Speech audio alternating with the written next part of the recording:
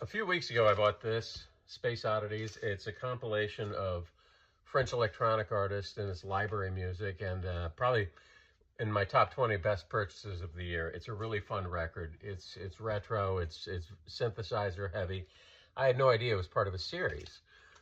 So I was, just window shopping on Discogs, looking up stuff, typed in Space Oddities, and it said Space Oddities, the label. And sometimes it'll list things as a label, even though it's not a proper label. It's just a series of records. But look at what I discovered.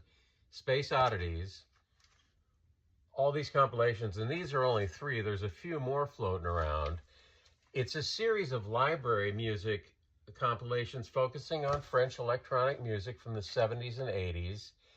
And because it's to be used as stock music, composed and recorded to be anonymously licensed for film and television, it kind of gives them the free license to experiment and do quirky little numbers that are only 1 and 2 minutes long. They're supposed to evoke a feeling. It's supposed to evoke an emotion that's going to be licensed for TV or movies.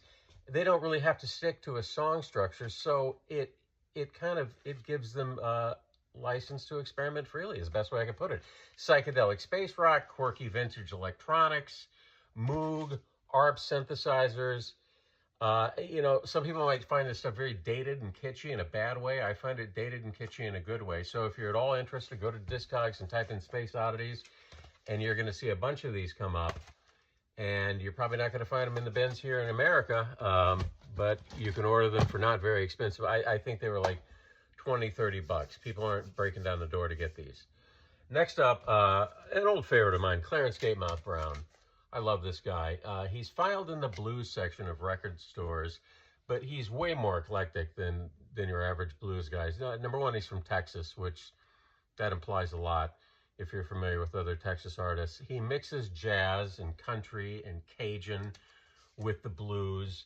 And there's Louis Jordan in there. There's Count Basie and Duke Ellington.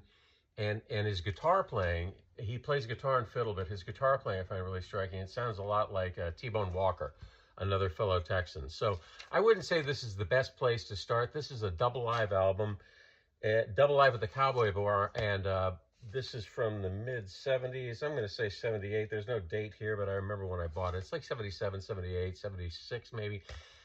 The first side of side 1 and then into side 2 is like all country. And then it's not until like the end of disc 1, beginning of disc 2, where he starts busting out the blues. So not the best place to start if this is your first Clarence Gatemouth friend. I'd say All Right Again on Rounder Records, right? Yeah, Rounder Records. This is a good place to start. He's got a ton of records, and this is later day Clarence Gatemouth. He's, got earlier stuff too. A lot of fun, and like I said, a little more than your typical blues artist. Pee Wee King, Hog Wild 2. This is the second Pee Wee King I've got this year. I discovered him on CD and Bear Family back in the 90s. He is from the 40s and 50s. His records are full of steel guitar and accordion, incorporating elements of Western swing, polka, even hints of rockabilly.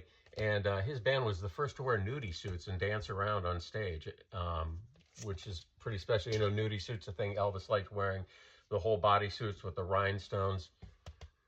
Started there.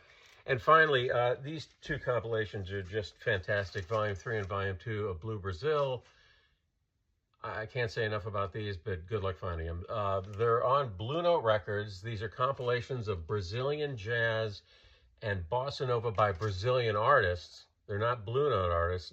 There aren't Blue Note artists like Kenny Dorham or Hank Mobley on any of these records.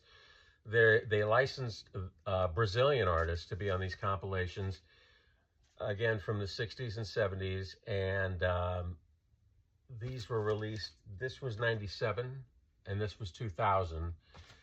You're not going to find them in the bins. These are like, they talk about 100-year storms, once every 100 years. These are 100-year records.